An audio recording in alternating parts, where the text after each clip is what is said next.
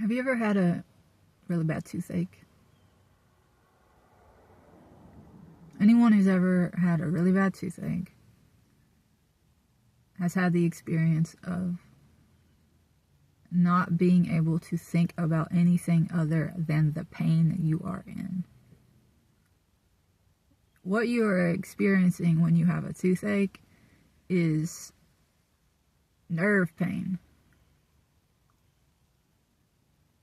And nerve pain basically is the results of a concentration of electricity that's not able to properly disperse itself throughout the body. There's a sparking, an overload. It's like if you were to overload an electrical outlet, because our bodies are powered by electricity that comes from ultimately God. God is life, God is light. God is that which powers the body. And the electricity flows through our nerves, our nervous system.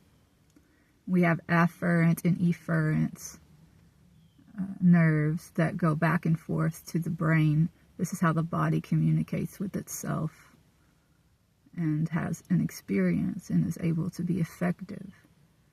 It's all electric. Now, when we place attention on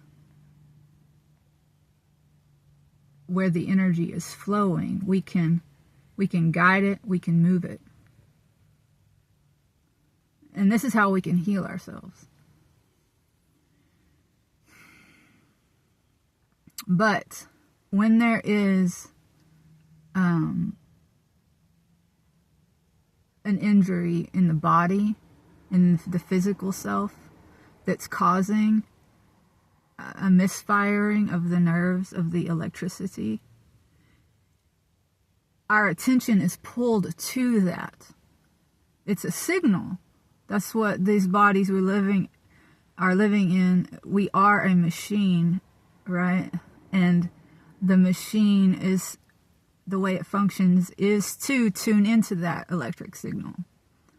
And so it works both ways. You can use your will and your attention to purposely move the electricity and the life force.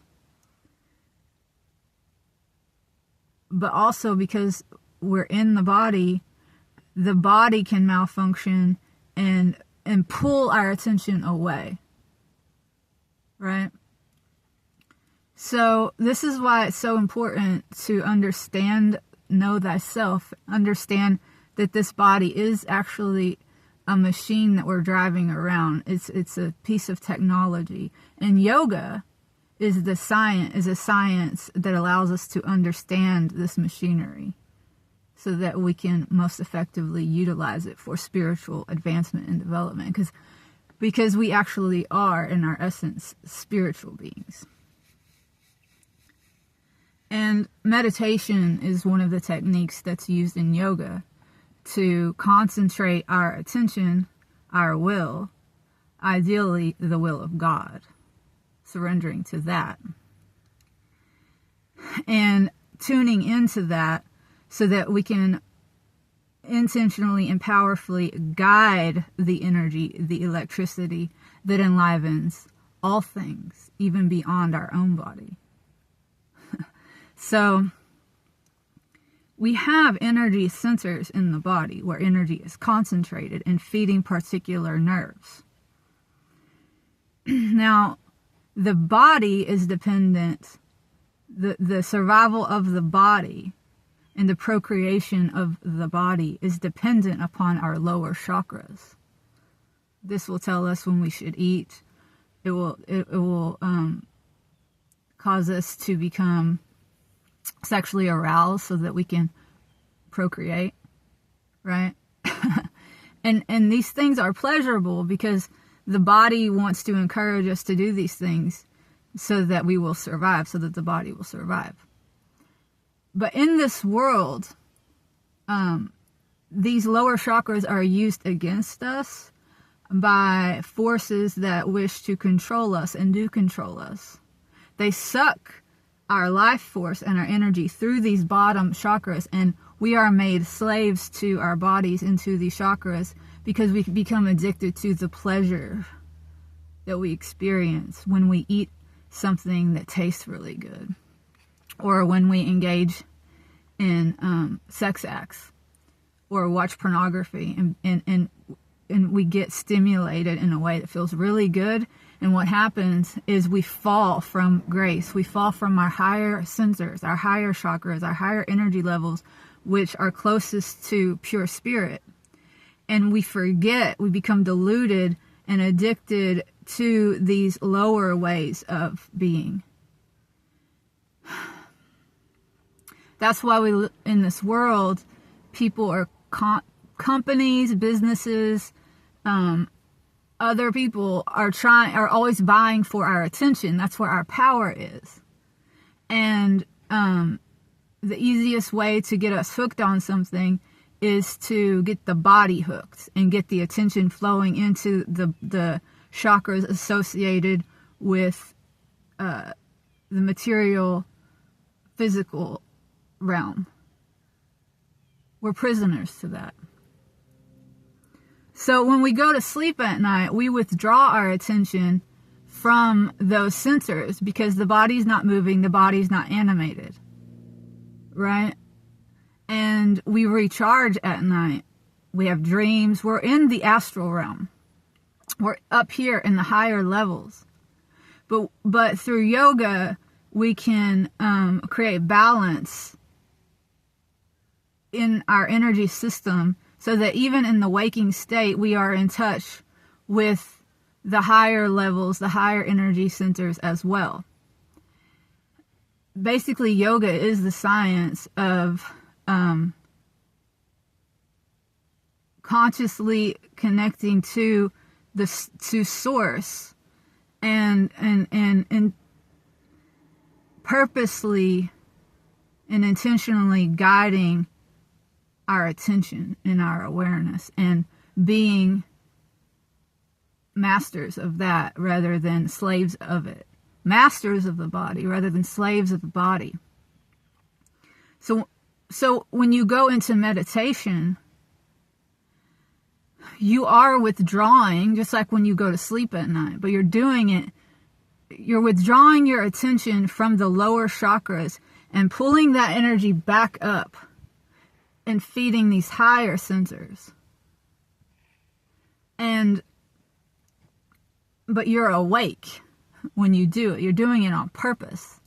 And because it's on purpose, that is so powerful. And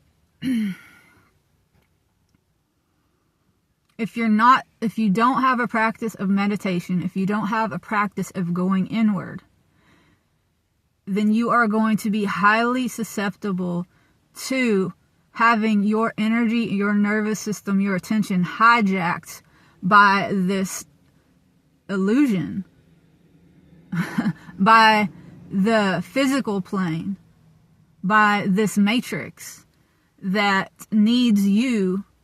You are actually the battery that keeps this thing going. Okay?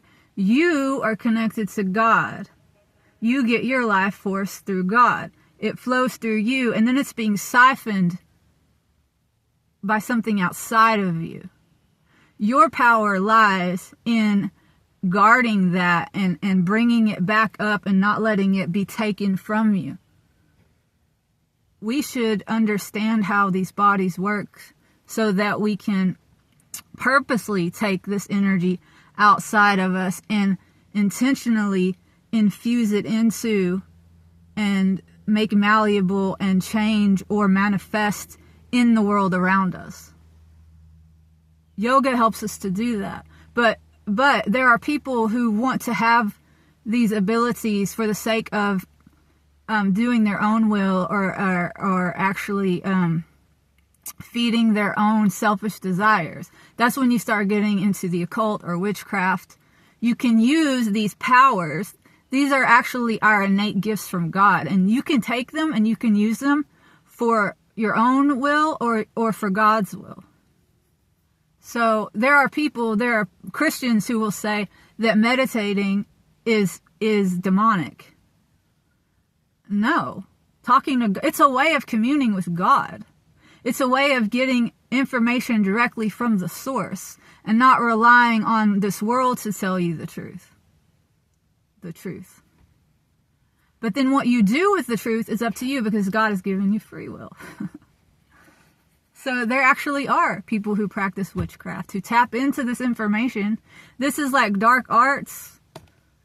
Dark arts are a dark artist, a warlock or a witch, is someone who's tapping into the mind of God and using that information to have their own way done, their own will be done.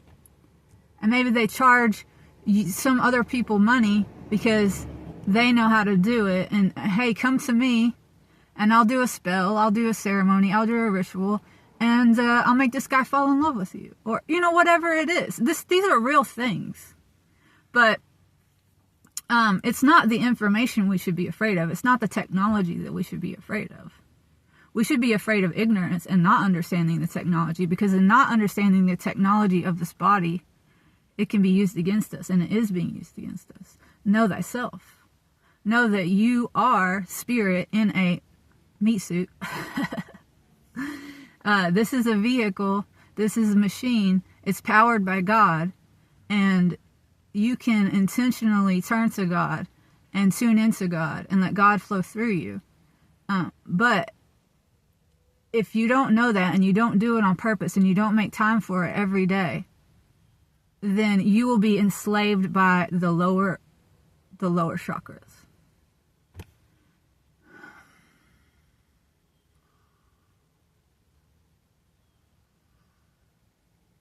And this is what it is to be in the world, but not of the world.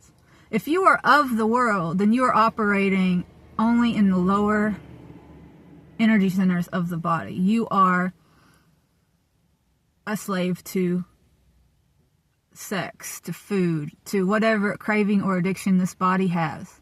That's what it is to be, or fear. These are all lower instinctual things. That's what it is to be of the world.